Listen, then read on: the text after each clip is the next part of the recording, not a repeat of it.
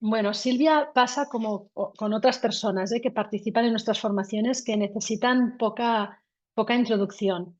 Pero bueno, lo que diremos es que ella es directora de un gabinete, de un centro psicopedagógico en Argentina, bueno, que tiene varias sedes, que se llama Neuroeduca. Y bueno, nos conocemos con Silvia porque hace muchos años que utiliza Glyphing y bueno, y porque tenemos una línea bastante parecida de afrontar pues, las dificultades de aprendizaje. Ella tiene una experiencia tanto docente, porque también es directora de la maestría en neuropsicología aplicada del Hospital Italiano y del Instituto Universitario Hospital Italiano.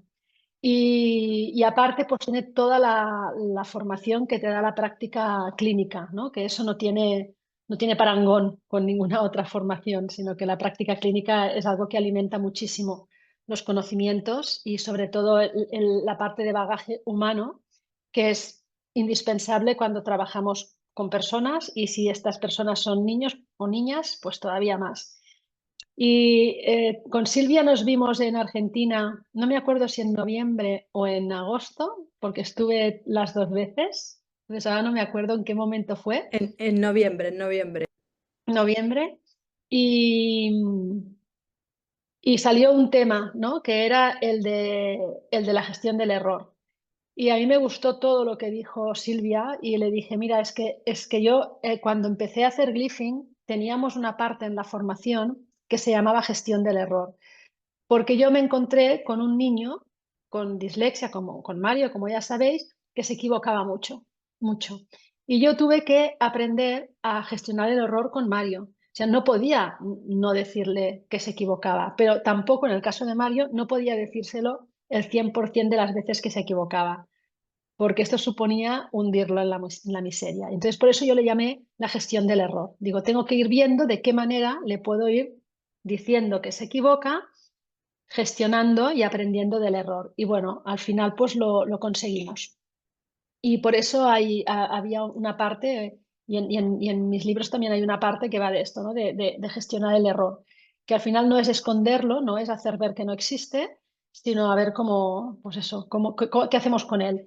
Y como todo lo que decía Silvia, aparte de que vibraba, ¿no? con lo que pensamos nosotros, y aparte me dijo algo que ya me había dicho otras personas. Silvia me dijo, es que parece que se está instalando una corriente en la que no se puede decir a un niño, a una niña que se está equivocando. Me dijo, tengo que pensar a ver cómo explicar a los padres, a las familias, cómo gestionar el error, porque no puede ser que no podamos decirle a los niños, no podamos corregir a los niños. Bueno, total, que de ahí surgió, ostras, pues esto es muy interesante. Teníamos que hacer el Congreso Corazón Lector, que al final decidimos no hacerlo, pero le pedimos a Silvia que si su ponencia pues la podía convertir en este webinario. Y ahora ya sí, yo me muteo. Silvia, te paso la pantalla toda tuya y toda la atención también. Y muchísimas, muchísimas gracias. Un abrazo enorme.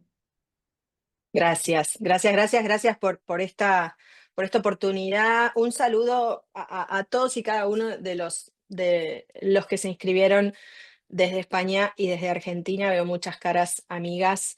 No voy a saludar a cada uno, pero gracias por acompañarnos esta vez.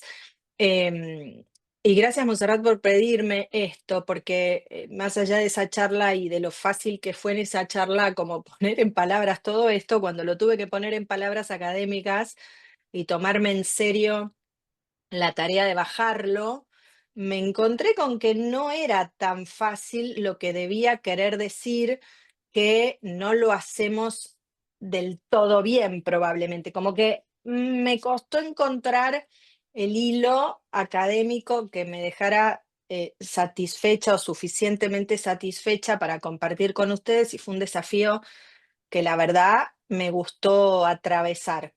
Así que bueno, gracias, Griffin, por este desafío y bienvenido. A ver, vamos a recorrer unas cuantas cosas, pero la idea básica de la charla es esto que Monse comentaba, y que podamos como pensar en qué es el error, cómo podemos asistir a las personas, porque en esto es necesario hasta educarnos nosotros, ¿no? El error frustra y aun cuando sabemos que forma parte del proceso de aprendizaje, frustra y hay que hacer un poquitín de esfuerzo para, para sobreponerse y llevarlo.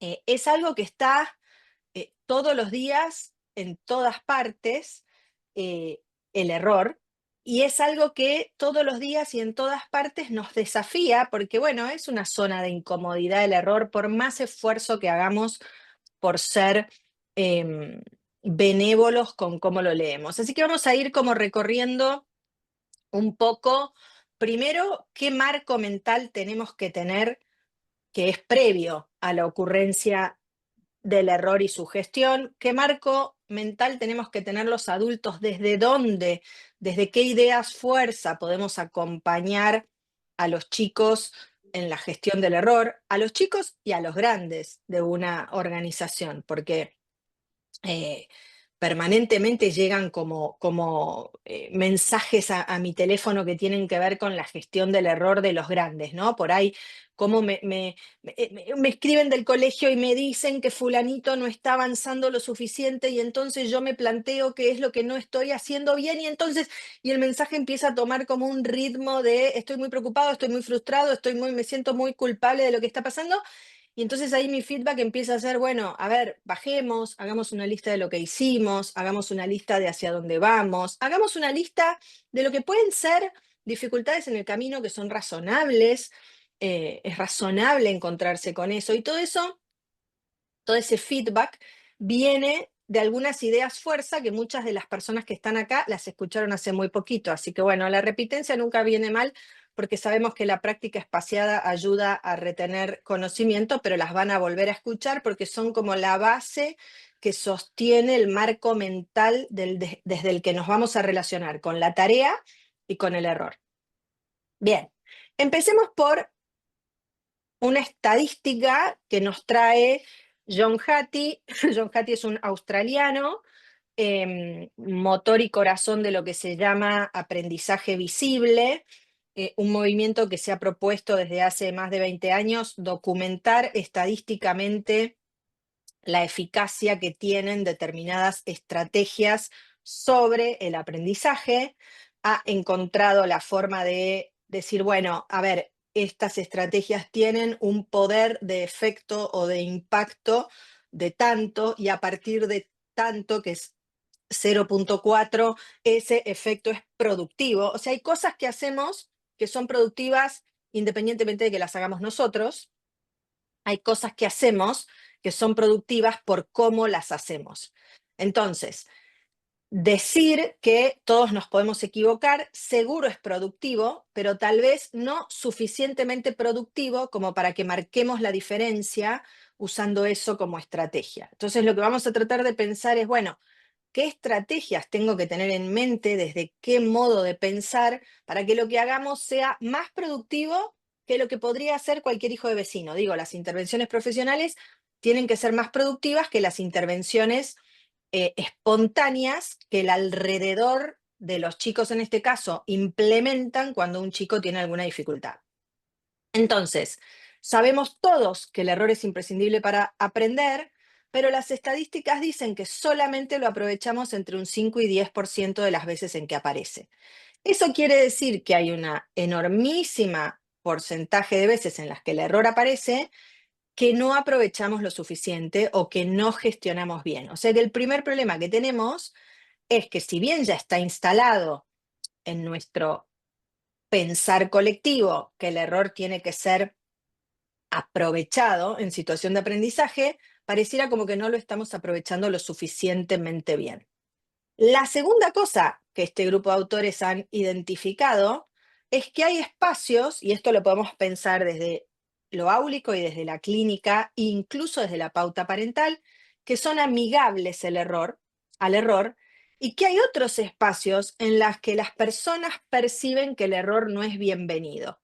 Obviamente, aquellas situaciones donde logramos demostrar que somos amigables con el error, y esto no es a través de la palabra, es a través de los hechos, porque las palabras se las lleva el viento, o sea, lo que necesitamos es tener una manera de vincularnos con las personas y la experiencia del error que realmente nos demuestren que somos amigables en esas situaciones. Cuando logramos eso, las personas rápidamente, inmediatamente sienten mayor motivación por aprender. Es decir, de cómo gestionamos el error depende que la motivación suba o baje. Y esto es lo primero que tenemos que tener en cuenta. El error tiene un impacto directo en motivación. El otro día, y no lo usé porque todavía no tengo su permiso y no necesariamente voy a tenerlo, pero encontramos, mi marido estuvo limpiando una computadora vieja, encontró un montón de videos guardados de cuando los chicos eran muy chiquitos, y había un video de mi hijo más grande con 6 años en primer grado, en casa con un libro, era un libro de animales, tratando de leer, ¿no? Entonces él empezaba a leer, primero lee la palabra bichos, y la lee despacito, pero la logra leer, y después venía la palabra camaleón, o alguna palabra más difícil, la empieza a leer, no la logra leer, cierra el libro y se enoja. Y entonces se nos escucha a nosotros diciendo, no, gordo, no te preocupes, volvela a leer. Y yo le digo, acordate, Messi patea tantas veces al arco, yo lo agotaba con esa idea, ¿no? Pero digo, la mayoría de las veces lo que tenemos enfrente es un chico que está aprendiendo algo que nosotros hacemos de manera muy natural y con mucha facilidad, y entonces el hecho de que nosotros lo hagamos de manera natural y con mucha facilidad ya lo pone al chico en una situación de desigualdad, emocionalmente hablando, aunque nosotros no percibamos eso. Entonces, lo primero que necesitamos son algunas ideas fuerza que son no solo para la gestión del error, pedagógica y clínicamente hablando, son el encuadre de la tarea. La primera de estas ideas es, lo primero que yo tengo que sostener es el vínculo. Lo primero que tengo que proteger, cuidar y promover es el vínculo. Si no hay un vínculo de confianza entre esa persona que se equivoca y yo, lo que la persona va a hacer es lo que los chicos hacen todos los días. Ah, no, yo ya lo sabía, pero no sé por qué lo puse así. A veces los chicos gastan más energía en tratar de demostrarnos que no se equivocaron que en remediar o gestionar el error. Lo que eso nos está diciendo es que no hemos logrado todavía el espacio en términos socioemocionales suficientemente amigable para el error. Y no es que estamos haciendo las cosas mal, es que no es fácil llegar a construir ese espacio. Lo segundo que nos tiene que importar, ocupar y desvelar es que aprendan. Entonces, es importante que cuando estamos ahí trabajando con ellos, no importa si en un contexto áulico o clínico, ellos puedan construir aprendizajes y nosotros podamos documentar esos aprendizajes. Y lo tercero que tiene que ocurrir, y un poco como consecuencia de lo primero y lo segundo, es el rendimiento. Sí, el rendimiento tiene que ser el resultado de la inversión en vínculo y aprendizaje. Y no tiene tampoco que ser el objetivo.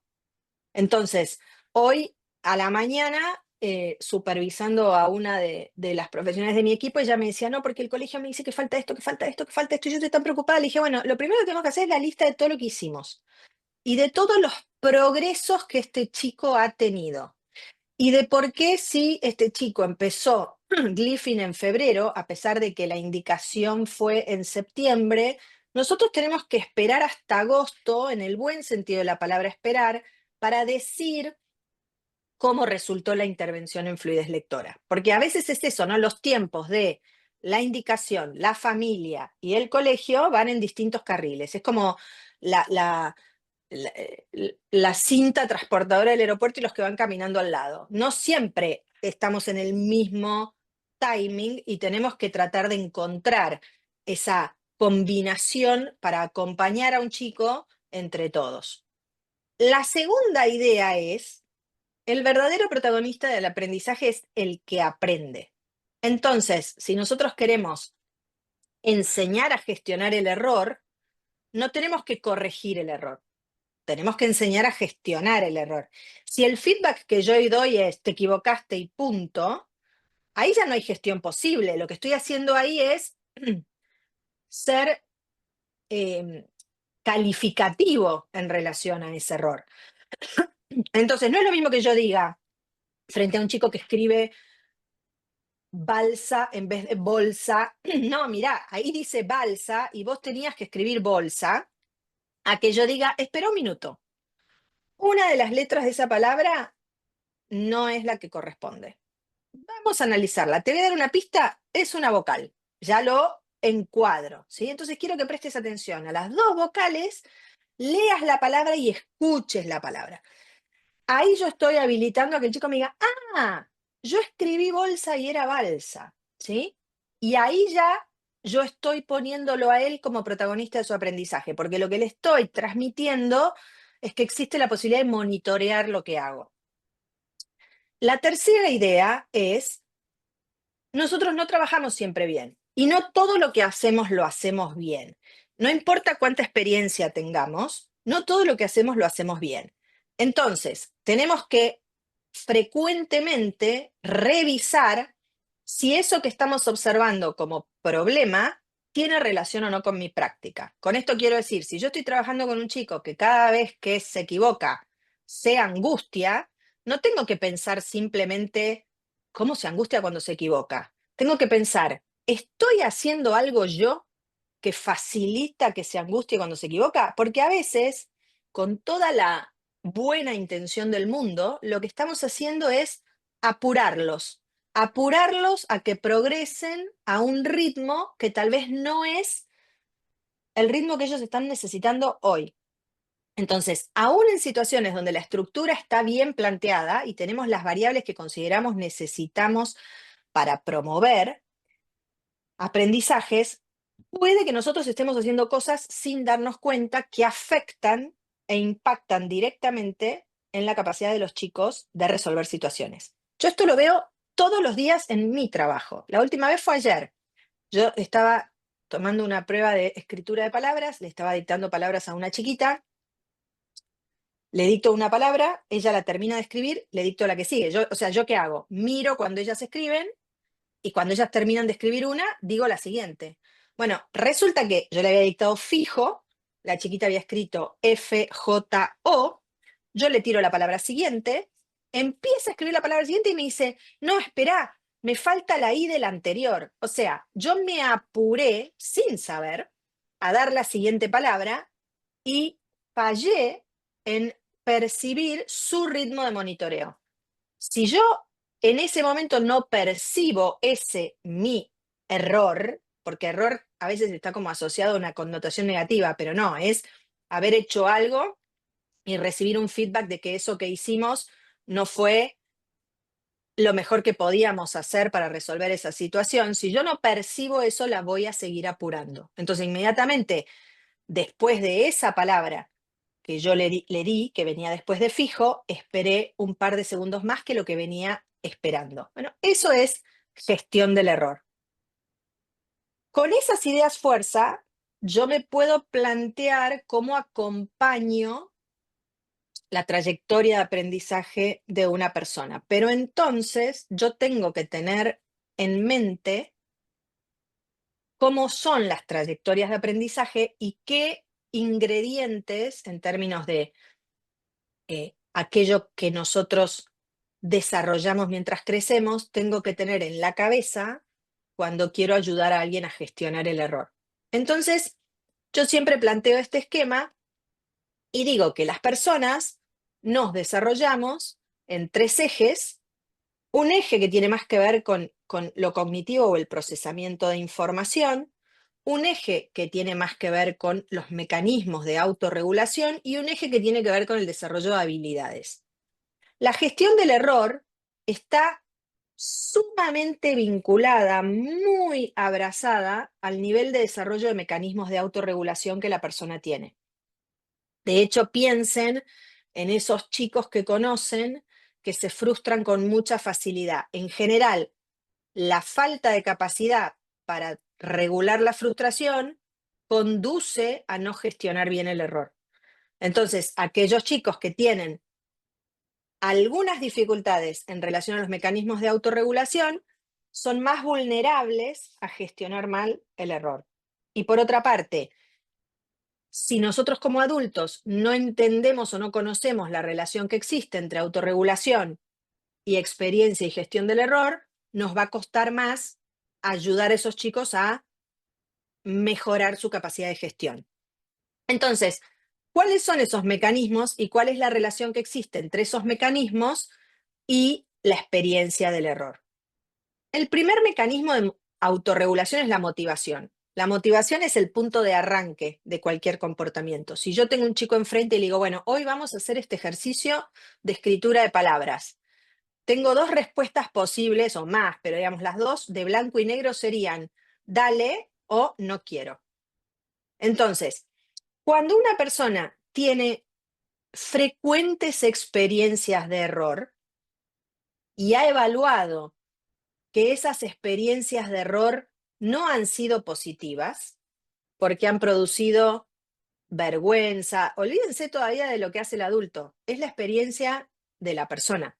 Han producido vergüenza, han producido ansiedad, han producido frustración, han generado sensación de yo no voy a poder, han, y ahora sí vienen los otros, facilitado feedback negativo, han facilitado feedback negativo sobre el self. No puede ser que siempre te apures y lo hagas. La motivación va a empezar a bajar. Entonces, antes de pensar que alguien no tiene motivación, prestemos atención a cómo estamos acompañando esa experiencia de dificultad. En general, los chicos que tienen algún tipo de dificultad de aprendizaje van perdiendo motivación a medida que crecen, salvo los que son resilientes a prueba de balas. Tenés algunos que tuvieron la fortuna de haber nacido con una predisposición a ser muy resilientes. Y esos son los chicos, como esta chiquita que vi ayer, que le costaba escribir las palabras, las empezó a escribir cada vez más rápido y más grande, y en un momento que ya estaba haciendo las letras como de 3 centímetros, para y me dice, quiero que sepas que me estoy apurando porque como esta tarea no me gusta, la quiero terminar rápido. Me dio un montón de información en ese momento. Me dio información sobre la tolerancia a la adversidad, sobre la capacidad de identificar lo que le está pasando en ese momento, sobre que privilegió mi consigna a oponerse a mi consigna. Otros abandonan, son 44 palabras, yo las tomo en dos fases de 22, pero así todo es un montón para un chico de 7 años que le cuesta escribir. Pero bueno, si lo quiero percentilar, necesito las 44 palabras y a veces se los digo así, gordo, mira, yo sé que esto es un bajón, pero yo necesito saber y no puedo hacer a ojo. Entonces, lo primero que pasa es que la motivación sube y baja de acuerdo a la frecuencia con la que experimentamos errores, independientemente del feedback, en la misma cosa.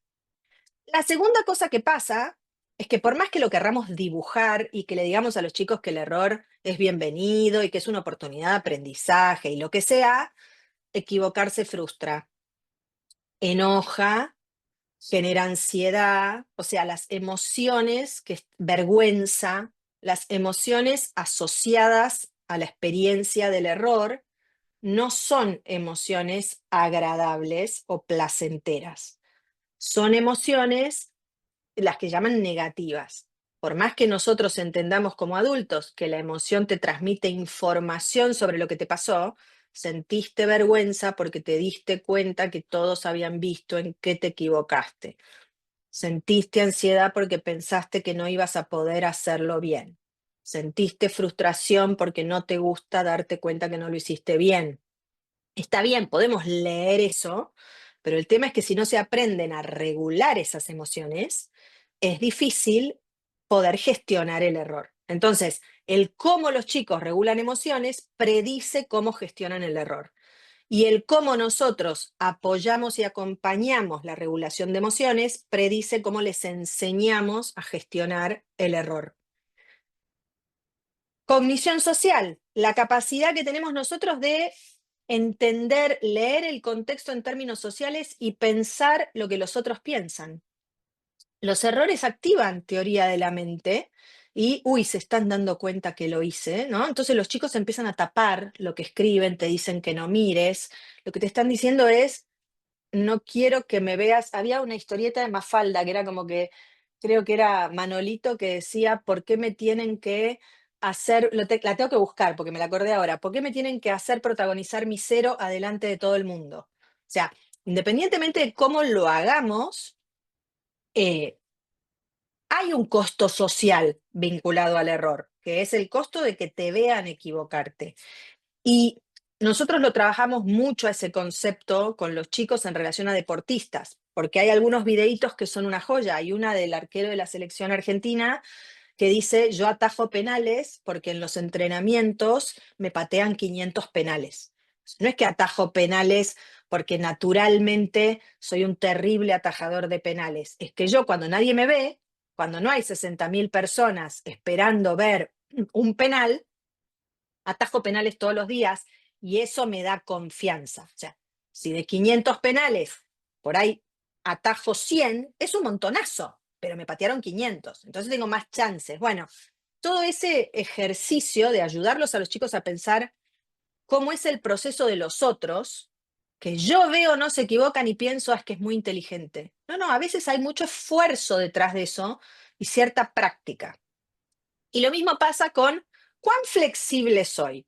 ¿Qué capacidad tengo de sentir cuando me equivoco que lo puedo hacer otra vez, que lo puedo hacer distinto, que puedo probar otra estrategia, que puedo pedir ayuda? Nosotros en el, en las encuestas que mandamos a los colegios hay un ítem que es con qué frecuencia sabe pedir ayuda, porque hay gente que no sabe pedir ayuda y en general esas personas tienen una mirada sobre el error que es muy negativa y muy vergonzante. Entonces tenemos que ir mirando eso. Una de las estrellas en términos de autorregulación y gestión del error es la metacognición, que es sobre la que nos vamos a parar para enseñar a gestionar el error. ¿Cómo puedo pensar acerca de mis errores? ¿Cómo puedo identificar? Hay un concepto que es el concepto de sensaciones metacognitivas, que es muy interesante para trabajar con los chicos porque estoy experimentando una sensación de satisfacción o de dificultad. Cuando estoy experimentando lo que se llama sensación de dificultad, probablemente yo esté más propenso a cometer errores. Estoy percibiendo que no fluyo en la tarea. Y cuando aparece esa sensación, muchas veces inmediatamente incrementa la activación de la ansiedad y la persona empieza a experimentar mucha incomodidad. Ahí es donde podemos decir, para, cuando, nosotros decimos a los chicos, cuando aumenta la sensación de dificultad, hay que bajar la velocidad de procesamiento, hay que parar a pensar. Teniendo en cuenta esto, podemos avanzar hacia qué es el error, porque este es como el corazón de la cosa. Según cómo yo conceptualice al error, según qué piense acerca de lo que el error es, voy a transmitir un mensaje diferente. Entonces necesitamos que no sea una frase de sobrecito de café, equivocarte no pasa nada, está bueno, es parte del aprendizaje, sino que realmente nosotros contemos con información académicamente fuerte que nos permita decir el error forma parte del proceso de aprendizaje y que podamos psicoeducar sobre eso. No decirlo, sino demostrarlo. Entonces, hay algunas frases sobre lo que son los errores que son muy lindas para trabajar con los chicos y para transmitir ideas acerca de qué es el error. Esta de Oscar Wilde a mí me encanta. Experiencia es simplemente el nombre que le damos a nuestros errores. Si yo pienso que tengo 31 años de experiencia como psicopedagoga clínica y entonces cuando recibo los mensajes de las profesionales de mi equipo diciéndome estoy preocupada porque yo puedo recordar y recolectar errores concretos que yo cometí en situaciones concretas y parecidas, puedo darme cuenta de lo que significa esta frase. Como yo me equivoqué aquella vez y lo registré y me quedó marcado, yo hoy te puedo decir qué me parece que hay que hacer. Pero no transmitamos la sensación de que yo te puedo decir lo que hay que hacer porque yo lo sé. y no me equivoco, sino que porque me equivoqué más tiempo que vos, caminé más tiempo que vos, transité antes esa senda. Ahí, Monse dice, un experto es solo alguien que cometió todos los errores. Exacto, porque, miren, les voy a contar algo que me pasó hace muy poquito, que fue tan emocionante como revelador. Yo tenía que ver un chico, por primera vez iba a ver a la mamá para la entrevista de admisión, veo en mi agenda el nombre de la mamá y el nombre de la mamá coincidía con el nombre de mi primera paciente. Un nombre que además no es Clara Martínez, ¿no? O sea, un nombre que no era posible que la persona fuera la misma.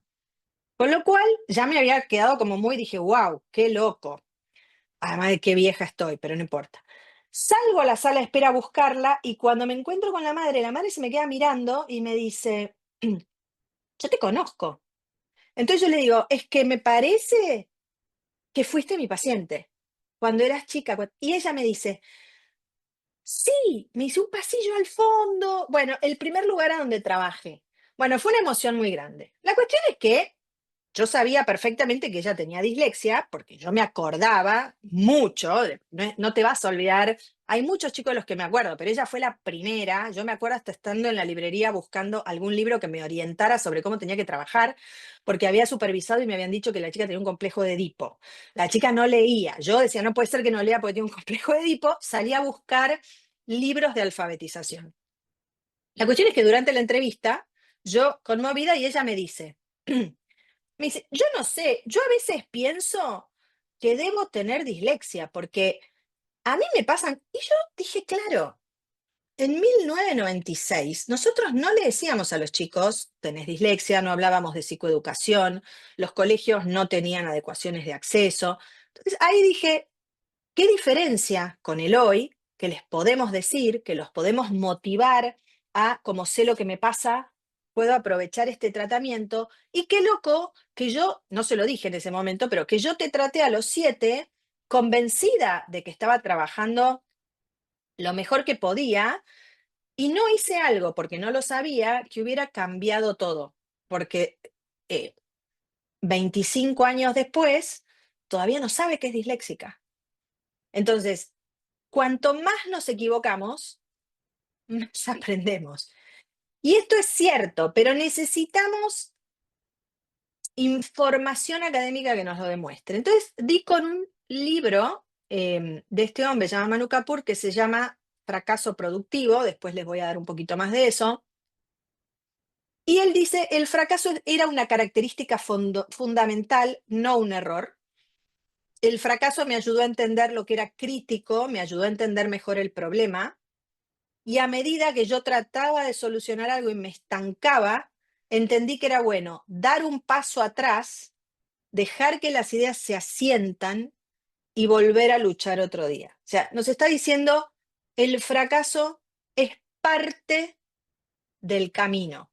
Y de hecho, él tiene una estrategia que se llama fracaso productivo, que les voy a contar en un ratito. Entonces, para entender lo que es el error, necesitamos entender lo que es aprender. Y no vamos a profundizar acá, porque además es un concepto que ya es conocido y hay un videíto de la BBVA, del podcast muy bueno, con Dean hablando de este tema. Pero cuando decimos aprender es construir un modelo mental de mundo, estamos diciendo la otra persona a la que vos le estás enseñando algo, transforma ese algo en algo propio. Con lo cual, más allá de que tenés que darle toda la estructura y los andamiajes para que ese proceso sea posible, también le tenés que dar el tiempo y el espacio a que pueda construir un modelo mental de mundo. Y Stanislas Dehaene dice, para que eso sea posible, necesitamos 4 cosas. Necesitamos, por un lado, capacidad y capital atencional.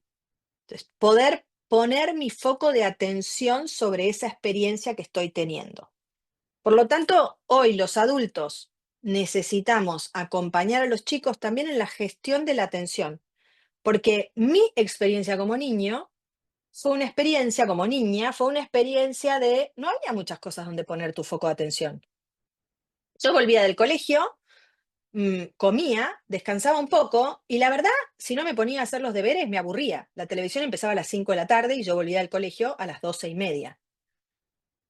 Hoy, eso que te gusta está acá y esto está en el bolsillo, en la mochila. Entonces, dirigir la atención es todo un trabajo y los adultos seguimos diciendo que los chicos no prestan atención, pero en realidad tenemos que repensar cómo trabajar con una atención que hoy es fragmentada. La segunda cosa que sostiene el aprendizaje es la curiosidad. Y también debemos gestionarla y la estamos gestionando mal. O sea, ¿en qué medida lo que ofrecemos realmente despierta el compromiso activo de los chicos? En la última supervisión de tratamientos, una de las chicas me dice, tenemos que hacer lectura repetida de palabras y no quiere saber nada. No sé cómo motivarlo, no sé cómo despertar su compromiso activo. Yo le dije, lleva un frasquito, hay unos frasquitos de yogur muy chiquititos con una tapa de plástico, sirven para un montón de cosas. Le dije, lleva el frasquito, en vez de presentarle las palabras en una lista, cortalas todas en pedacitos, metelas en una bolsa y decirle, vamos a sacar una palabra, la vas a leer, si la lees bien la vas a meter en el frasquito, si la lees mal la vas a volver a meter en la bolsa, y si el frasquito después tiene por lo menos tantas palabras, vas a tener un premio.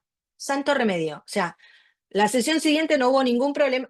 Le dije, el frasquito de yogur te va a durar 2 sesiones. Después vamos a tener que pensar una reformulación. Pero con eso estamos transmitiendo la idea de que hay palabras que vas a leer mal, las que no van al frasquito, o sea, ya se lo estamos advirtiendo, o sea, damos por sentado que hay palabras que vas a leer mal.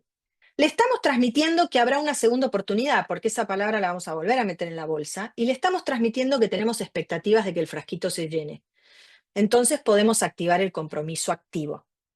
El tercer pilar es, me equivoco y ¿qué viene? El feedback a partir del error, sobre el que vamos a profundizar en un ratín. ¿Qué pasa cuando me equivoco? El feedback no es solo lo que te dicen ni necesita un humano. Cuando ustedes se van a bañar y cierran la ducha, la canilla, el cerebro registra, ya fue suficiente, no se quedan pegados a la canilla tratando de seguir cerrando cuando la canilla ya se cerró. Y el día que la canilla está vieja y hay que cambiar el cuerito, van a seguir cayendo gotas y ustedes se van a encontrar haciendo fuerza con la canilla. Eso también es feedback. O sea, el cerebro lee feedback, no es solo la mente. Y el último pilar es la consolidación. Los aprendizajes llevan tiempo y experiencia repetida y descansar en el medio para que el sueño haga lo suyo. Entonces, a veces también tenemos que, y por eso yo propongo documentar los pasos que se van alcanzando, porque es un proceso. Tampoco nos tiene que ganar la desesperación por resolver las cosas a muy corto plazo. Sí por trabajar bien, sí por documentar, sí por reflexionar sobre nuestra práctica, pero las cosas llevan tiempo. Entonces, el error forma parte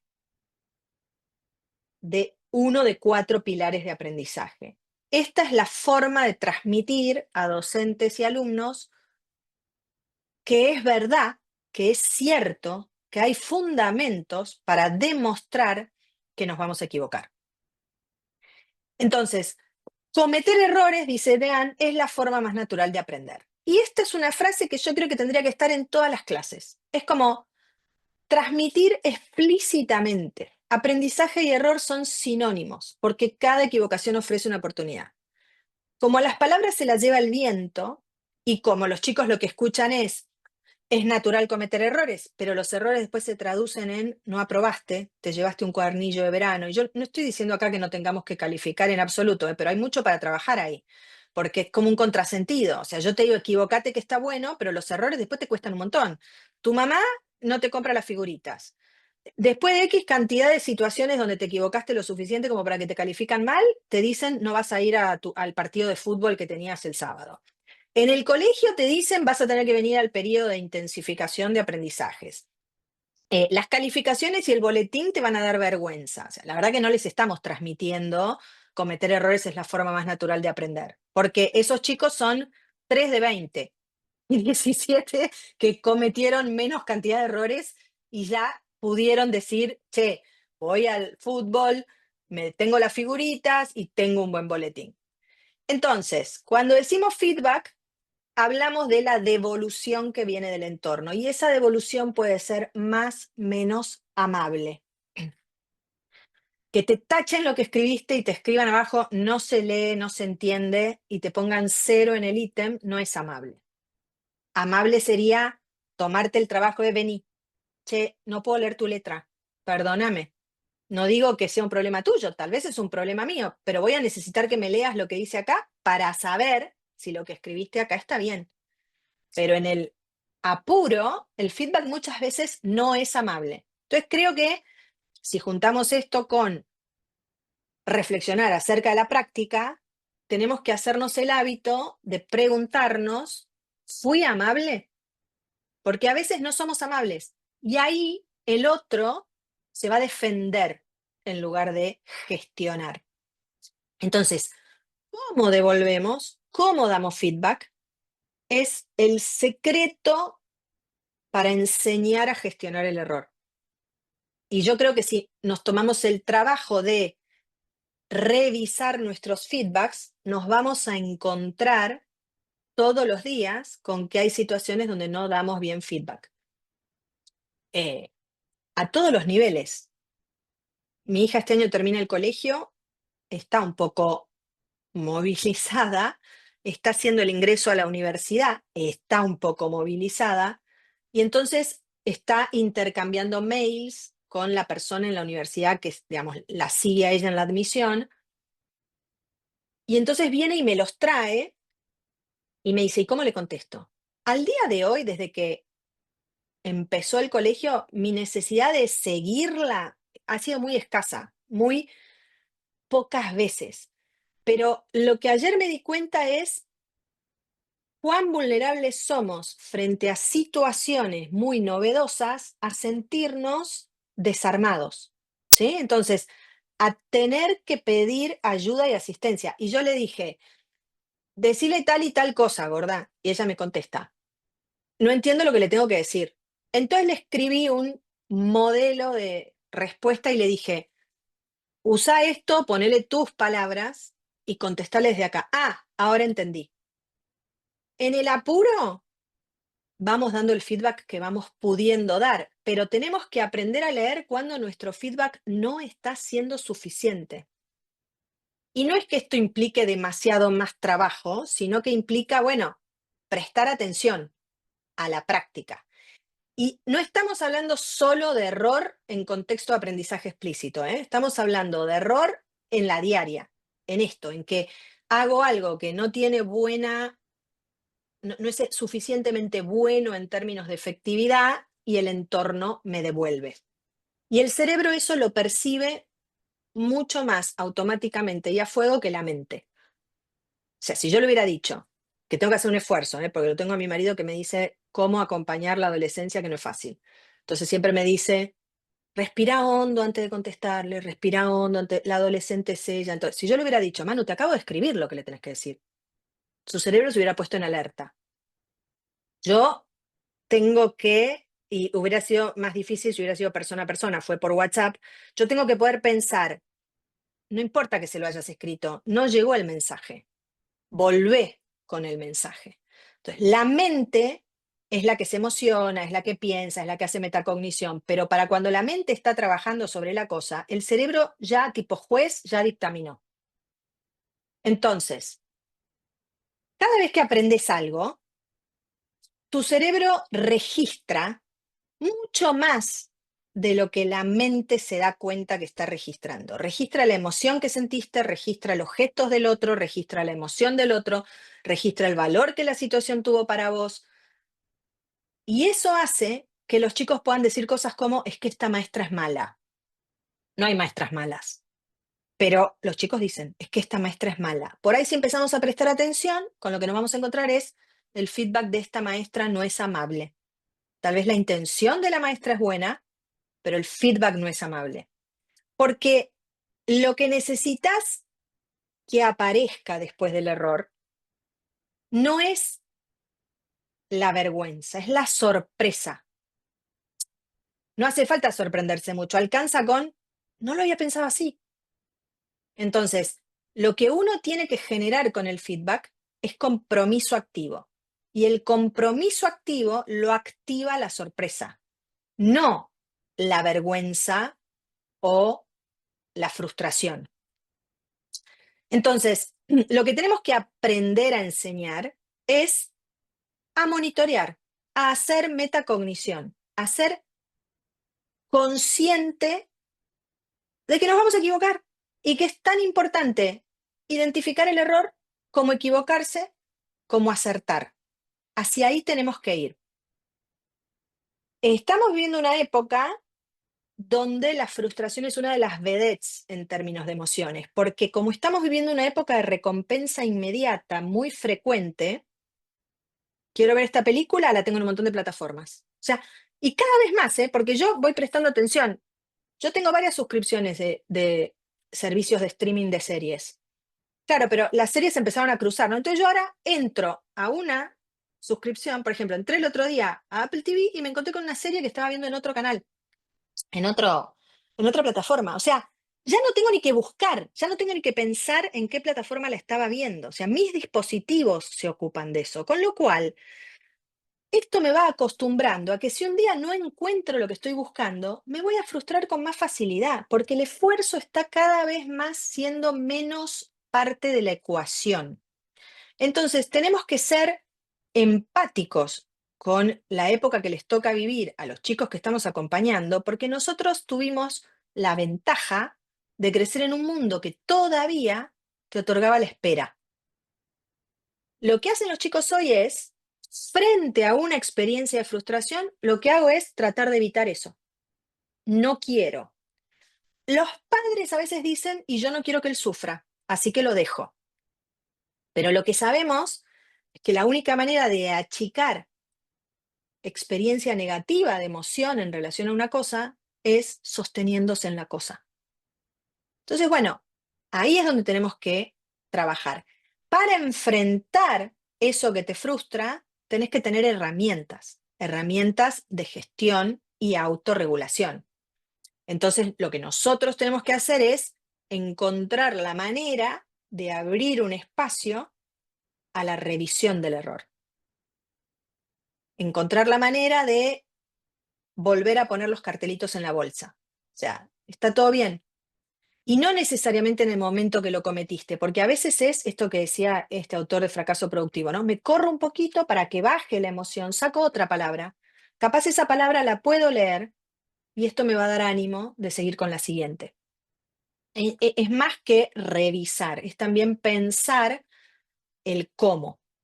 Entonces, la herramienta para acompañar esto es el feedback. Y aún los que somos más viejos conocemos experiencia de feedback no dada por personas que nos obligaba a aguantárnosla. O sea, de repente, en este juego, que yo lo jugaba un montón cuando era chica, te comías una frutita, eso te permitía comerte los monstruitos, y de repente el coso empezaba a titilar, y vos por ahí, si no calculabas bien, te comías un monstruo cuando el monstruo dejaba de ser posible de ser comido, y entonces te decían, fuiste. Esta es una experiencia de todos los días. Los chicos a esta experiencia la conocen un montón y la toleran mucho mejor que a la experiencia de fracaso en contexto académico. ¿Por qué? Porque el juego te da una nueva oportunidad. El juego te dice, volver a intentar, está todo bien.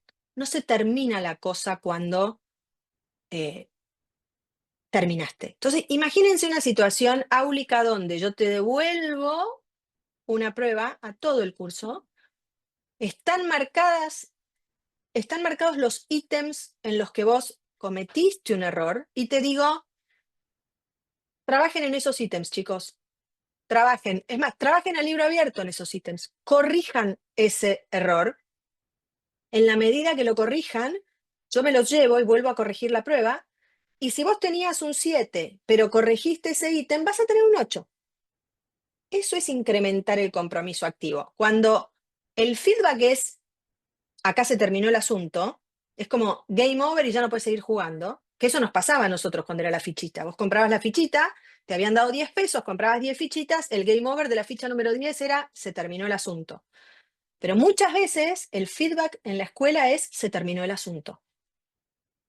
Entonces, tenemos que hacer dos cosas. Primero, no dramatizar errores inevitables. O sea, los tenemos que hacer explícitos. A ver, si estamos aprendiendo a leer, vamos a leer palabras mal. No dramaticemos, no contengamos de más, porque también la contención del adulto frente al error transmite un mensaje muy poderoso. Si vos manchaste una hoja y yo te digo, ay, no, pobrecito, ay, qué macana, bueno, no te preocupes, espera, te doy una hoja nueva, te ayudo. Estamos transmitiendo la idea de que esa mancha es una barbaridad. Sí, gordo, sí, no importa, estás usando tinta, se mancha la hoja. Adelante, seguí trabajando.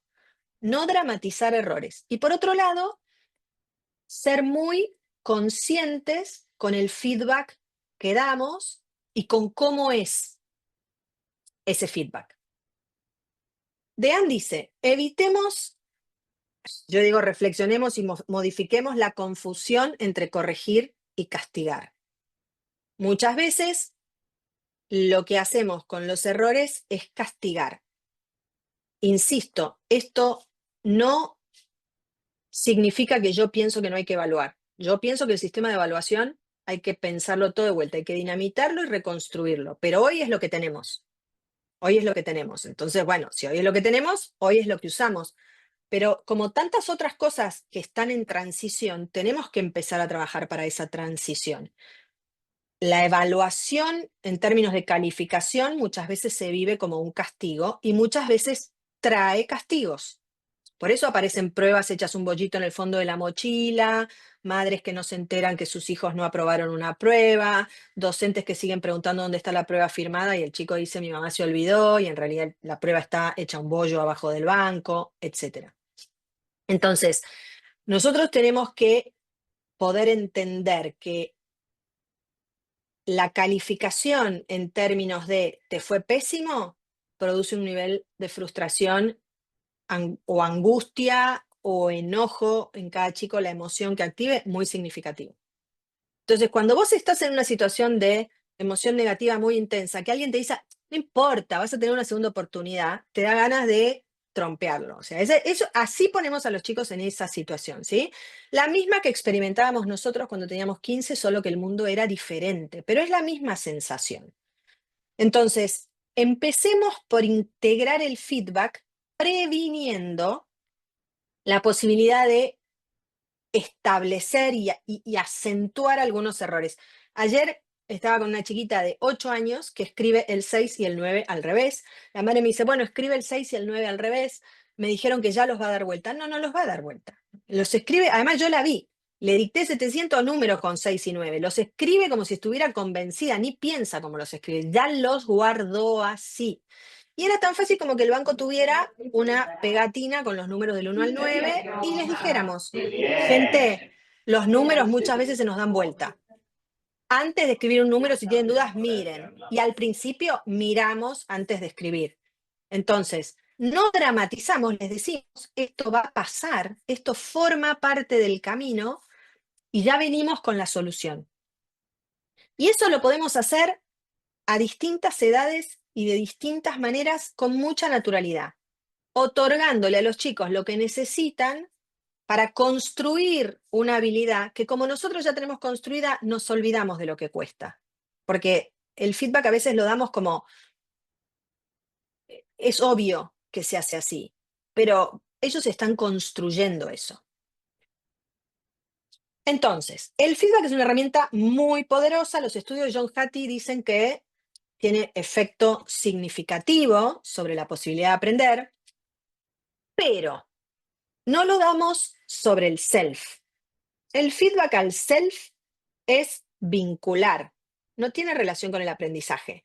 No tengo que decirle, sos un divino, sos un amoroso, qué bien, cómo. No, no, no, no. El feedback no es sobre el self. El feedback puede ser sobre la consigna. Me parece que algo de lo que decía la consigna se escapó. Volvéla a leer. Marcá lo que hiciste y fíjate lo que falta. sobre la performance, espera un segundo. Mira cómo en esta tarea de lectura comprensiva tus respuestas son cada vez más cortas. ¿Qué pasó? ¿Estabas cansado? ¿Te costaron las preguntas? ¿No te acordabas la información? O sea, vayamos a ver qué de lo que ayuda a sostener la tarea te lo hizo difícil. Puede ser sobre el resultado. Esta cuenta no está bien. Este no es el resultado. Vamos a hacerla de vuelta. Puede ser sobre el material. Me parece que no te ayudó la hoja. Te di una hoja sin renglones. No pudiste encolumnar bien los números. ¿Sabes qué? Acordate, hacete las rayitas. Y ahora vamos a hacerla otra vez, pero con las rayitas así encolumnas bien y vemos cómo está tu resultado. El feedback también lo puede dar un otro. Ayer una mamá me decía, no, lo que me dicen en el colegio es que ella se para, va al banco de un compañero, le pregunta qué hay que hacer, vuelve y lo hace. Ese otro le está dando feedback. Está buenísimo, eso también nos da información. Con una segunda consigna puede hacerlo. Y a veces el feedback te lo da el resultado, no sobre el resultado, no, che, ese resultado está mal, sino que el feedback a veces, y este es el más común y el que más usamos, te lo da la calificación. Pero antes de llegar a la calificación, tenemos que aprender a instaurar otras herramientas de feedback. Y tenemos que aprender a ayudar a los chicos a desarrollar capacidad de pedir ayuda. Los chicos a veces no piden ayuda porque piensan que no poder está mal. Entonces buscan herramientas o estrategias compensatorias y no poder está bien. Realmente no poder está bien. Y es muy importante, sobre todo para la futura salud mental y el bienestar emocional de esa persona, aprender a decir no puedo. Tenemos que poder decir no puedo. Entonces, teniendo en cuenta todo esto, ¿qué hacemos los adultos y qué hacen los niños? Porque la gestión del error en contextos educativos tiene dos protagonistas, el adulto y el niño. ¿Cuál es el rol y el objetivo del adulto? El primer objetivo del adulto es plantearse y animarse a ir planteándoselo sucesivamente. ¿Qué es un error?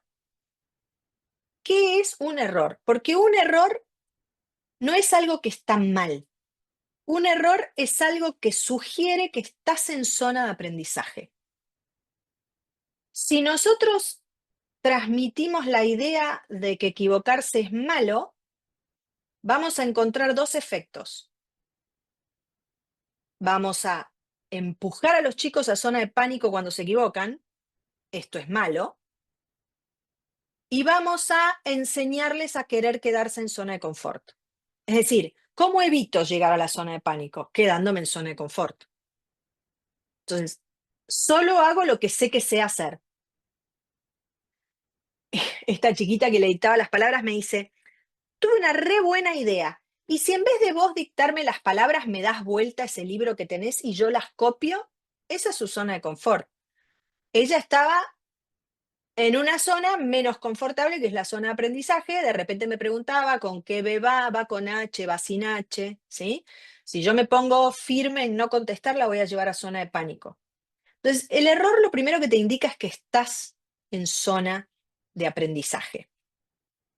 Y si estás en zona de aprendizaje, necesitas conocer dos experiencias, la del fracaso productivo y la del esfuerzo productivo, que son casi lo mismo, son las dos caras de la moneda. Naturalmente, en todo tipo de aprendizajes que no tienen que ver con la escuela, los chicos sostienen un proceso de esfuerzo productivo. Cuando juegan video games, por ejemplo, o las chicas cuando empiezan a hacer pulseras y collares, o cualquier cosa que imaginemos que un chico empieza a hacer, implica un proceso de esfuerzo productivo. Es decir, sostengo algo que me está costando para que me salga cada vez mejor. A veces el mensaje del colegio es, tenés que hacerlo bien sin el proceso de esfuerzo productivo. Es como que te lo doy, entonces lo tenés que hacer bien. Hay maestros que dicen, ya lo di. Esto yo ya lo di, chicos. No alcanza con ya lo di. O sea, es más complejo que ya lo di. Yo, para sostener a una persona en esfuerzo productivo, tengo que dar andamiaje y retroalimentación. Ese chico que está subiendo la escalera tiene el que saca la foto atrás, que impide que se caiga, y tiene alguien, que es el que saca la foto probablemente también, o alguien que lo espera arriba, que le va diciendo, bien, otro escalón, vamos, está dando retroalimentación. Que si se para, le va a decir, cuidado, porque tiene miedo que se caiga para atrás. No siempre repetimos estos esquemas en situaciones de aprendizaje académico. Entonces, lo que tenemos que hacer es facilitar la comisión de errores, es decir, poner el foco en presto atención a cuando me equivoco y lo tengo que poder documentar, busco feedback y corrijo. Eso es lo que tenemos que hacer. Entonces, este hombre Kapur generó una estrategia que se llama fracaso improductivo y él dice, las personas recordamos muy poco de lo que aprendemos. Esto es un estándar hoy en día en los conferencistas. Entender aquello con lo que entramos en contacto lleva tiempo, no va a ocurrir en la primera instancia. Si ocurre en la primera instancia, es más producto de la naturaleza del que aprende que de la capacidad del que enseña. O sea, siempre en esos 20 va a haber 2 que van a aprender cualquier cosa, pero eso tiene que ver con su naturaleza. Y si no llegaste a conceptualizar, transferir aprendizajes se hace difícil. Entonces él dice, ¿por qué recordamos muy poco de lo que aprendemos? Porque hay poca práctica de evocación. ¿Por qué es difícil muchas veces entender? Porque no activamos conocimientos previos. Si activamos conocimientos previos o experiencias previas, ya abrimos como el espacio a cuáles son todas las memorias que me van a ayudar a entender esto que estoy haciendo. Para conceptualizar necesitamos contexto, pensar en contexto. Entonces él dice, no estoy hablando de orientarnos al aprendizaje por descubrimiento. Hay un debate todavía vigente entre lo que se llama instrucción directa y aprendizaje por descubrimiento. La instrucción directa es te enseño explícitamente, con poca participación activa. El aprendizaje por descubrimiento es te dejo explorar, con poca participación activa del docente. Lo que sí sabemos es que de estos 2 modelos, ninguno de los 2 es suficientemente bueno, pero es más productivo la instrucción directa. O sea, si tenés que elegir entre uno de los 2, anda por la instrucción directa. El aprendizaje por descubrimiento resultó un fiasco. Digo, todos nos enamoramos del concepto y una vez que salieron a tratar de demostrar que te llevaba a buen puerto, lo que encontraron fue que no te lleva a buen puerto. Aunque la instrucción directa demostró ser más eficiente, tampoco la instrucción directa demostró ser tan eficiente como para que, digamos, nos quedamos con eso.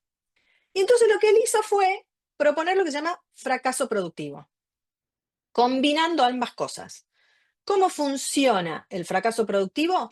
Vos le das un problema X a un chico, por ejemplo, le das una palabra con una sílaba trabada cuando ya sabe leer sílabas directas y le decís, lee esta palabra. Inmediatamente va a aparecer una experiencia de fracaso porque esa sílaba nueva, que todavía no sé leer, me va a generar cierta incomodidad. Entonces, una vez que apareció la incomodidad, vamos a poder ser explícitos y la experiencia emocional de la incomodidad va a facilitar la experiencia de aprendizaje. Ser explícitos en ese caso. Gordo, veníamos leyendo todas palabras de sílabas directas. Y vos ya venías así con palabras de sílabas directas de 2 cifras. Investiguemos esta sílaba acá, la del medio. Y ves en esta sílaba que no tienen esta otra sílaba. Y ahí vamos construyendo. Tiene 2 consonantes. Eso es lo que pasa. Tiene 2 consonantes. Entonces, ahí estoy haciendo explícito, ¿no? Y esas 2 consonantes, que nosotros llamamos trabadas, hacen más difícil la lectura de esa sílaba. Entonces, no hace falta que vos leas todas las palabras bien de entrada. Con que vos aprendas un poquito, esta es una sílaba trabada, vos vas a tener ganas de leer esas palabras. Esa es un poco la idea y el camino del fracaso productivo. No pasamos de 0 a 100 y una de las maneras de mostrar que el error es parte de aprendizaje es usar esta experiencia de fracaso productivo. O sea, intencionalmente empezamos por el error. Intencionalmente te pongo en situación de equivocarte, porque está bueno, porque esa equivocación de verdad nos va a llevar a que haya mejores resultados. Esto además permite favorecer cómo funciona nuestro sistema cognitivo, porque nuestro sistema cognitivo funciona de tal manera de que la información que va llegando a la memoria de trabajo, para consolidarse en la memoria a largo plazo, tiene que recorrer este puente muchas veces. Reiteradamente fíjate, marca las sílabas trabadas. Estas son las sílabas que te hacen más difícil la lectura. A ver, esto puede ser en cualquier disciplina y en cualquier circunstancia. Ya consolidamos o estamos trabajando con la suma. Viene la resta, un error típico que hacen los chicos. Les das cuentas mezcladas y suman en todas. Lo primero que vamos a hacer es marcar con un color las sumas, con un color las restas. Vamos a guiar nuestra cabeza para anticiparnos a no sumar cuando lo que hay que hacer es restar. Y como si todo esto no alcanzara para hacer la tarea un poco difícil, tenemos un segundo problema, tercer, cuarto, quinto, sexto problema, que es la sobrecarga cognitiva. Toda esa información, después les paso la web de Bradley Bush, toda esa información que está dando vueltas, la emocional, la vinculada a la actividad, el feedback que nosotros damos, lo que el chico está pensando, llena la memoria de trabajo y hace difícil el paso a la memoria a largo plazo. Entonces necesitamos favorecer ese puente. Entonces, lo que logró demostrar Kapoor, creo que en su primer trabajo de tesis doctoral, fue que te hagan preguntas sobre algo que no sabes y vos las respondas aunque no lo sepas, mejora la chance de que vos incorpores información al momento de la instrucción. Yo lo empecé a hacer con mis alumnas universitarias. Por ejemplo, el día que tengo que presentar el concepto de que hay 5 pilares para el tratamiento psicopedagógico, primero doy estructura y les digo, hoy vamos a hablar de los 5 pilares para el tratamiento psicopedagógico. Ahora lo que quiero es que ustedes se hagan esa pregunta. ¿Cuáles pueden ser estos 5 pilares? Y que primero solas piensen, después con otros piensen, y vamos a anotar en el pizarrón todos los pilares que a ustedes se les ocurrieron. Cuando yo empiezo a retomar el tema de los pilares y llegamos a cuáles son los 5, cada una tuvo la experiencia de, yo lo dije, este no lo dije, no me voy a olvidar que no era. Entonces, esa es un poco como la idea de lo que es el fracaso productivo. Y esto es importante porque lo que tenemos enfrente, cuando tenemos un grupo de personas o una persona, es una mente distinta, que va a reconfigurar lo que le estamos dando. Entonces, Bush dice, cada vez que explicas algo nuevo, tenés 30 interpretaciones diferentes de lo que explicaste. Y el docente tiene la ilusión de que tiene 30 réplicas de lo que explicó.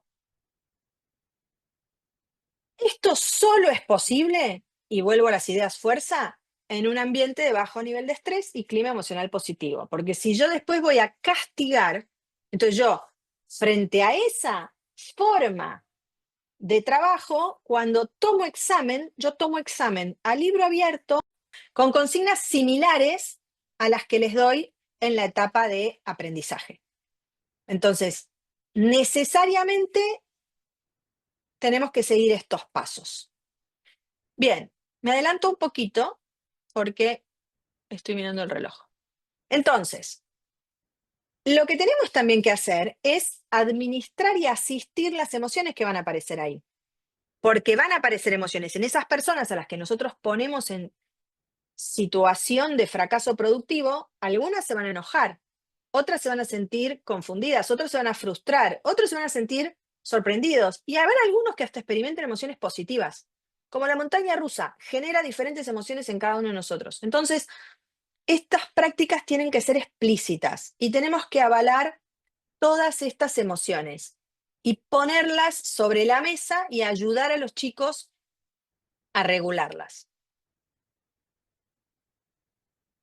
Entonces, a gestionar el error se enseña.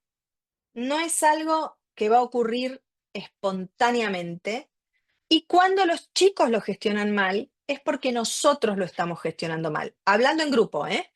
Porque después tenemos diferencias individuales y hay chicos que aún con la estructura más conscientemente trabajada, temperamentalmente tienen un desafío grande. Pero en grupo, digamos en grupo, cuando los docentes dicen, este es un grupo difícil, este es un grupo que estamos gestionando mal. Responsabilidad es nuestra, este es un grupo que estamos gestionando mal. El aprendizaje lo mediamos los grandes, no los chicos, y lo mediamos siendo cuidadosos en sostener a los chicos en la zona de aprendizaje. Siendo cuidadosos en identificar la singularidad de cada uno. Y como eso es imposible en términos de que un docente se ocupe de 20 singularidades, lo que tenemos que hacer es ayudarlos a que ellos se ocupen de su singularidad, poniendo sobre la mesa de manera explícita, por eso es psicoeducando, todas estas cuestiones. ¿Estamos en zona de aprendizaje? ¿No estamos en zona de aprendizaje? ¿Cuál es el error de la semana?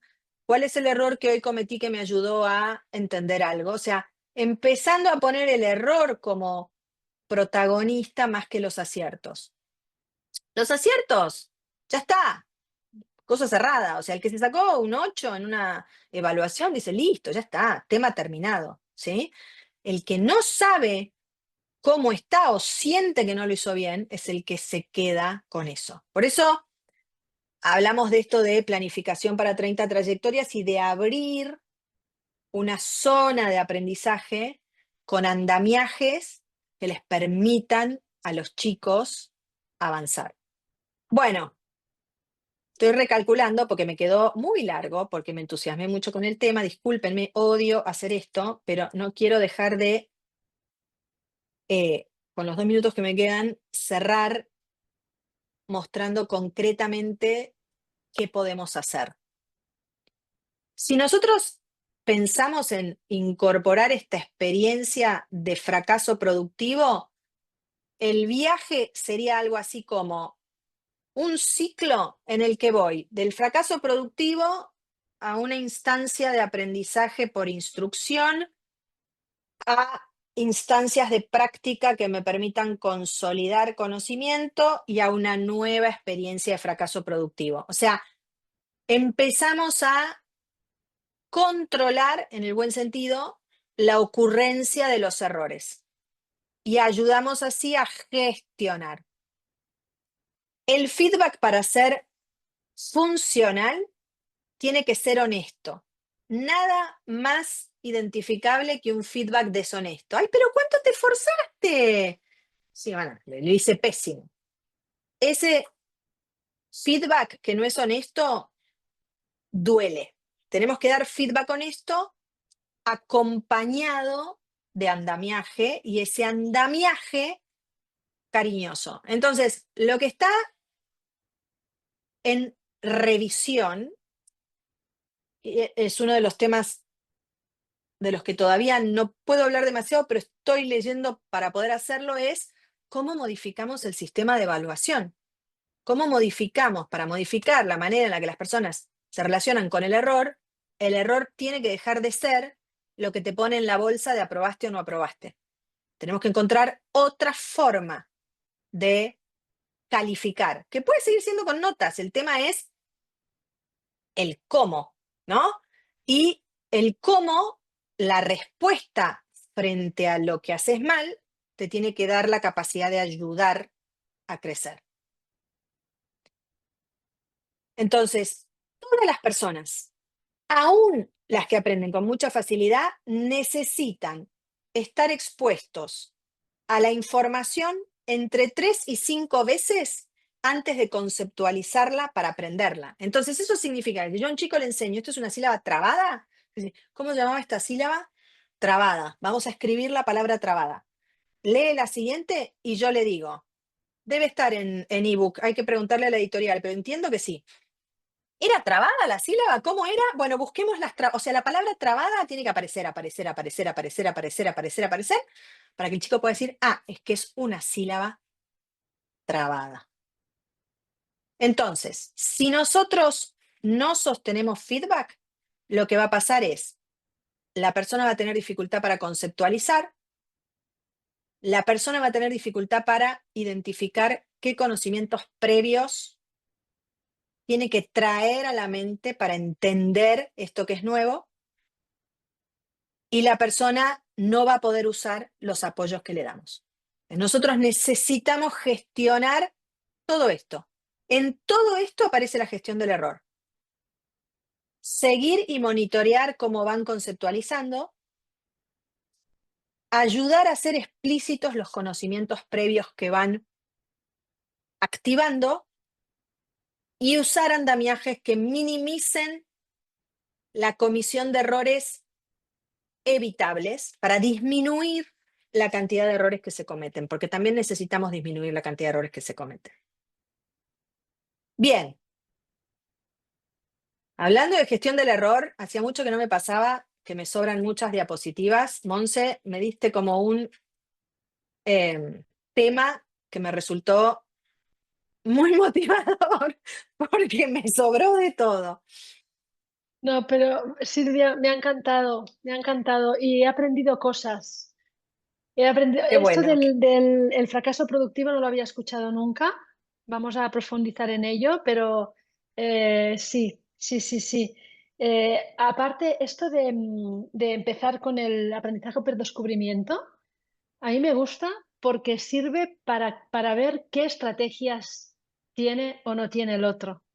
Es decir, te das cuenta de cuál es su Exacto. nivel, ¿no? De habilidad o de estrategia, y entonces tú puedes modular tu intervención en la parte de modelaje explícito en función de lo que te ha demostrado. Es decir, que no tiene por qué ser siempre estática tu participación, sino que va a cambiar en función de lo que el otro haya demostrado con su parte así más experiencial.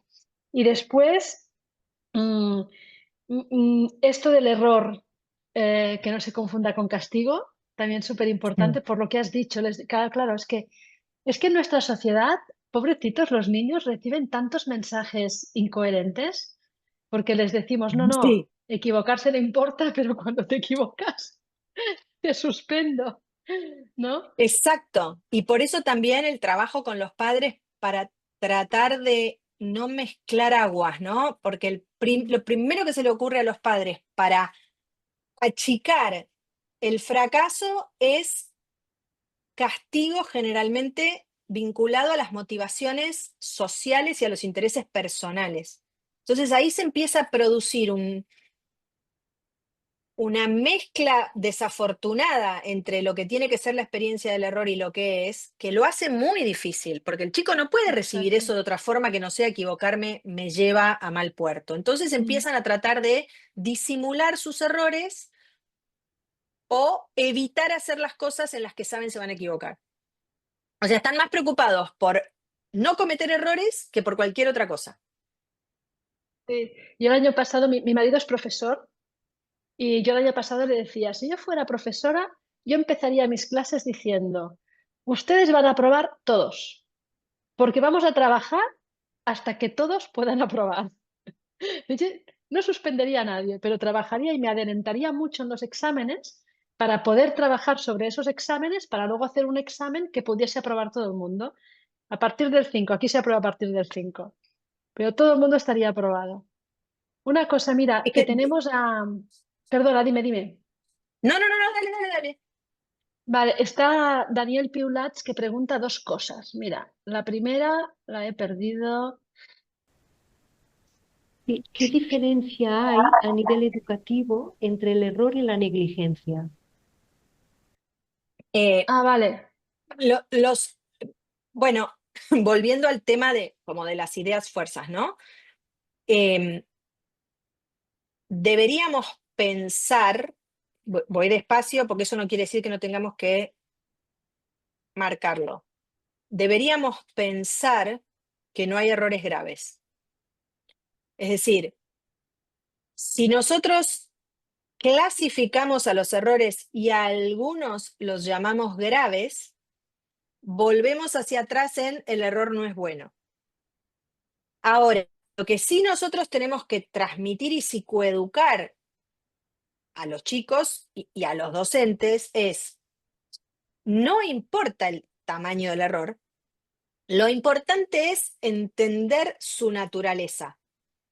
Hay errores que son conceptuales. 2 más 2 es 4. Si vos pones 5, no importa, pero tenés que, en ese feedback, yo tengo que ayudar a que construya la comprensión de por qué no es 4.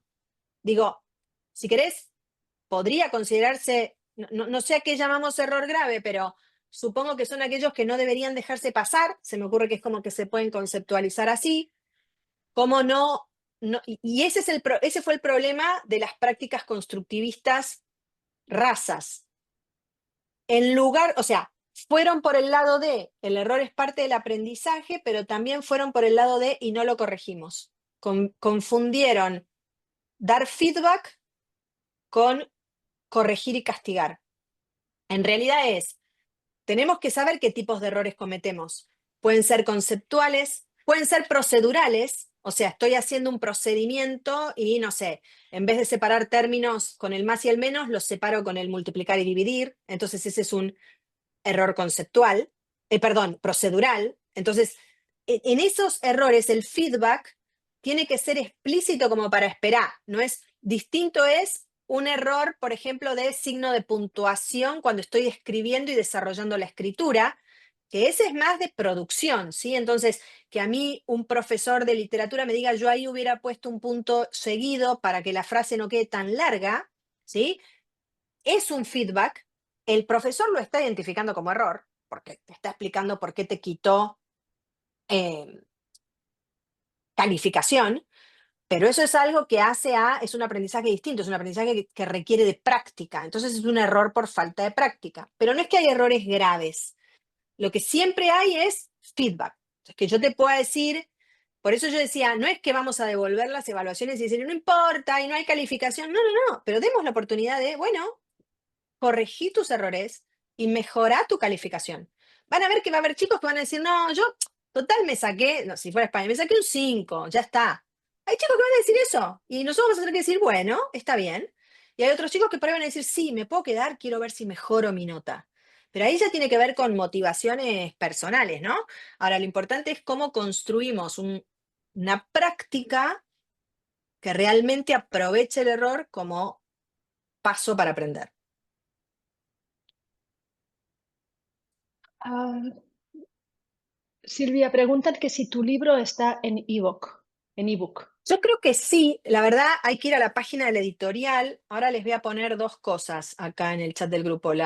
Lo de Bradley Bush, que es uno de los autores que conocí en el último congreso que fui y que entonces lo estoy leyendo mucho y tiene muchas cosas que me gustaron mucho. Y la otra cosa, la de la editorial, que yo entiendo que sí, que está en ebook. A ver, entiendo que sí.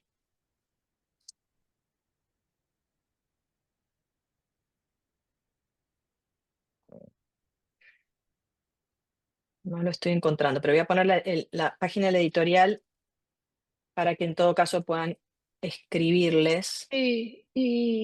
Y si nos lo quieres dar más tarde, cuando enviemos la grabación, podemos enviar lo que tú nos facilites. O sea, no te Ah, les puedo preocupes si ahora no lo preguntar. encuentras. No, ahí encontré la de la Sí, editorial, pero se los puedo pedir el link específico. sí, y así lo adjuntamos con la grabación y si a alguien le interesa, pues se lo puede bajar directamente y si no, se compran el libro, que yo lo tengo y vale la pena. No sé si hay envíos a España. El envío Ah, debe salir claro, muchísimo más que el libro. claro, claro, claro, claro, no lo sé. Claro, Sí, claro, por Lucre, la eso acabo de ver a piden el ebook. Lucrecia Pratgay ahí, perdón. Ah, mira, hola Lucrecia. Me apareció ahí en la ventanita. Muy bien. Pues no sé si hay alguna pregunta más. Yo me la voy a volver a escuchar porque no he apuntado algunas cositas, pero había muchas más cosas para apuntar. Y luego me quedo con una cosa que en Glyphing tenemos pendiente, y es lo que has dicho de la bolsita. Nosotros en Glyphing, los errores se quedan allí, pero no vuelven a la bolsita. Y es algo que ahora que hemos hecho toda la parte de toda la parte estética la hemos hecho nueva, con un nuevo, ¿cómo se llama? Un nuevo lenguaje De de... programación. Muchas gracias, estoy muy espesa. Con un nuevo lenguaje de programación nos va a permitir hacer cosas que antes no podíamos hacer, como por ejemplo, hay una usuaria que me ha dado las gracias porque hemos incorporado lo de que los contadores, los marcadores de tiempo y de errores, antes se visualizaban sí o sí. Y ahora hemos puesto una opción que tú puedes decidir que si es una niña o un niño, que eso le funciona de distractor o Mm. de hundimiento profundo en la miseria, pues que lo podemos quitar. Y esto Ah, lo qué decide bueno. sí, lo decide el usuario. Pero la otra cosa que tenemos pendiente es la bolsita. Es decir, y esto lo tengo hablado ya con los informáticos, o sea que estamos en ello. La idea es decir, vale, y lo que has hecho mal te va a volver a salir, no pasa nada. O sea, tú vas a terminar que lo habrás hecho todo bien, que es lo que yo le decía a mi marido, ¿no? O sea que Ujú. tengo que poner en práctica en Sí, Griffin los consejos que yo le doy a él. es una forma de trabajar con el ejemplo, o sea, porque convence Claro. más eso que lo que decimos, ¿no? Mm, muy bien.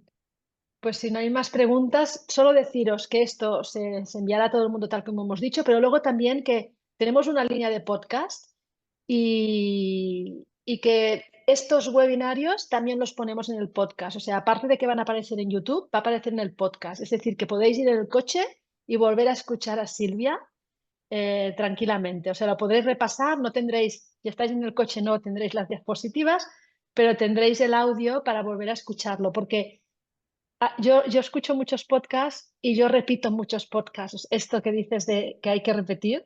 Yo repito Ujú. podcasts porque muchas veces hay mucha información y con una vez no tengo suficiente. Entonces yo cuando conduzco voy escuchando cosas. A veces digo, bueno, es la tercera vez que escucho este podcast, pero es que todavía queda Sí, es información así. ahí. Es como Y leer el mismo libro, siempre hay nuevo. exacto, sí. Y el podcast lo encontráis en el iVoox y lo encontráis también en Spotify y no sé si en otros, si se está en Apple Podcast, no lo sé ahora. Pero bueno, en iVoox y en Spotify, seguro. Y en YouTube, iVoox, Spotify y YouTube. Y creo que, no sé si alguien antes ha levantado la mano que quería decir algo y yo la he cortado. María Clara, ¿me ha parecido o no? Me he equivocado. Otra vez. No. Vale, vale. Me ha parecido que ibas a hablar y que te estaba interrumpiendo Yo, yo. perdón, Sí. no me di cuenta que había activado la manito, pero puedo aprovechar para hablar con Silvia, que es un Ah, pues lujo tenerla adelante, acá ¿has como visto? argentina. Bueno, Silvia, yo una de las cosas que más me estoy impresionando en nuestro sistema educativo, justo ayer tenía una chiquita que cuando viene con todas las pruebas de práctica del lenguaje por abajo tiene dislexia. Cuando veo las calificaciones tiene 5, 6, 50. Y me dice, Clara, pero la maestra me dice que está cansada de corregir, entonces me pide a mí que escriba de 3 maneras diferentes lo mismo. Entonces yo me quedé como diciendo, disléxica, 3 maneras diferentes, se hace un esfuerzo enorme para escribir de una y tratando de explicar, y lo que no entendía era el concepto, pronombres, adjetivos, verbos. Entonces tuvimos que rearmar todo esto. Ahora, en esto de dar el feedback positivo, una de las cosas que yo más veo por ahí en los primeros cursos es más fácil, lo que yo estoy viendo mucho en secundaria es las reacciones que están teniendo los alumnos mucho con los docentes, ¿no? Y sabemos que es una realidad compleja, ¿no? Porque es una realidad compleja la que se está viviendo hoy. Ahora, en cuanto a tu experiencia, ¿qué estrategias frente al error o sugerencias nos podés dar un poco más para el secundario, porque acá está el método, que el maestro tiene menos contacto emocional con el niño, que hay niños que tienen mayor fortaleza anímica y emocional para enfrentar los diferentes tipos de docentes, y que los conceptos se empiezan a complejizar, ¿no? Entonces yo hace un tiempito me vengo preguntando esto, bueno, ¿cómo hacemos para que estos niños puedan seguir teniendo esta motivación que lograron en primaria, que en secundaria parece que se quiebra, ¿no? No sé, te quería preguntar eso porque me está Es, pasando mucho. es casi, es casi una charla aparte, pero lo primero que me viene a la cabeza es, si no tenemos tiempo de conocerlos, que es cierto, el profesor de secundaria no tiene forma de conocerlos porque Mm, tiene 300 alumnos por ahí en distintas escuelas. Si no tenemos forma de conocerlos, empecemos por quitar del sistema todos los ingredientes que transmiten la idea de te conozco porque el chico sabe que en realidad no. Por ejemplo, la nota de concepto. claro. Hay chicos que experimentan una experiencia que a mí me parece sumamente negativa, que es, sí, es verdad, tuviste buenas notas, pero como no trabajaste en clase y tu actitud no es buena, tu nota de concepto es baja y eso te baja el promedio. Creo que yo soy una firme convencida que salvo raras circunstancias, en relaciones asimétricas, la responsabilidad tiene que ser asumida al 100% por el que está en la mejor posición. Entonces, soy una convencida de que los docentes tienen que pensar todo lo que está mal en el entorno en el que me muevo es mi responsabilidad. Eso no quiere decir que no podamos identificar cosas en los otros, pero es mi responsabilidad en el sentido de, che, ¿qué puedo hacer distinto? Y las notas de concepto, o sea, el adolescente es muy susceptible a las injusticias. Y las notas de concepto son una tremenda injusticia. Nota de concepto, la llamemos como la llamemos, ¿no? Nota de concepto, nota de desempeño áulico, nota, lo que el chico no puede identificar cómo construiste y entonces lo que identifica es que se la pusiste porque se te cantó y si se la pusiste porque quisiste es por vínculo. Y ahí ya Perdona, lo Silvia, perdiste. ¿qué es la nota de concepto? La nota de concepto es una nota que, según la cual el profesor califica tu performance no Vale, conceptual, si querés. Entonces, vale. realmente es un juicio, Es la porque de pronto actitud. te dicen Totalmente. cosas como, claro, actitud, te dicen cosas como porque no participás en clase y vos podés ser alguien extraordinariamente tímido, con una Tímido. ansiedad social alta y vas a preferir una baja nota de concepto que exponerte. Entonces, con esas notas de concepto, en realidad lo que hacemos es decirle al chico, estas características tuyas no están buenas. Los niños reciben eso con dolor, pero cierta aceptación. El adolescente se revela, porque ya sabe, porque ya tiene un nivel de pensamiento mucho más amplio, que esa percepción es subjetiva. Entonces, bueno, son pequeñas prácticas, pero hay prácticas que hay que abolir porque conspiran contra el clima emocional del aula. Y como yo dije, ¿no? Las ideas fuerza, lo primero que hay que construir es clima emocional. Entonces, cuando no tenés clima emocional, tenés que volver a las bases y pensar cómo construyo el clima emocional. Bueno, yo te cuento, Silvia, lo que hice. Lo rescaté al niño y hice hacer círculos de relación interpersonal. Le digo, bueno, este profesor, ponelo en algún lugar, que no es tu amigo.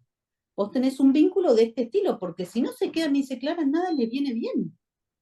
Entonces es Y hay como, gente a la que nada le viene bien, porque los docentes exactamente. también tienen temperamento y por supuesto, sí, todos tenemos nuestros nudos temperamentales, pero sí.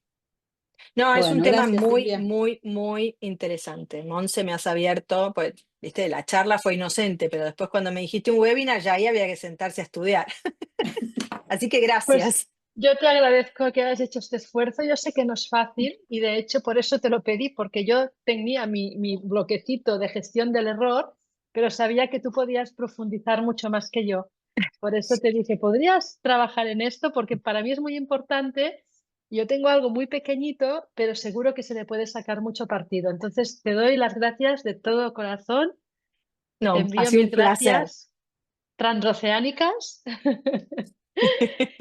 Y nada, ya nos daremos un abrazo físicamente cuando Ya vuelva a llegará. surgir la ocasión. Muchísimas, muchísimas gracias, Silvia.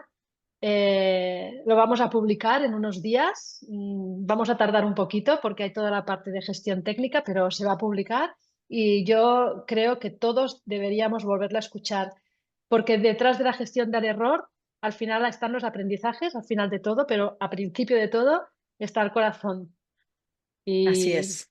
y eso es lo primero que hay que cuidar. Entonces, empezamos por ahí. O sea que muchísimas, muchísimas gracias y gracias también a todos los que habéis participado, a los que estáis y a los que estaréis y a los que no están también. Gracias. Sí, gracias y un beso especial a todos los que están acá, que han sido alumnas mías en la Universidad Católica, que las veo siempre, las reconozco siempre, no las nombro porque no hay tiempo ni corresponde, pero las voy viendo y sus caritas, ahora justo la veo a Teresa, sus caritas me acompañan en todos estos espacios, así que gracias porque es también una compañía más allá de lo virtual, como de gente que sabes quién es y que está ahí y que conociste, así que bueno, gracias.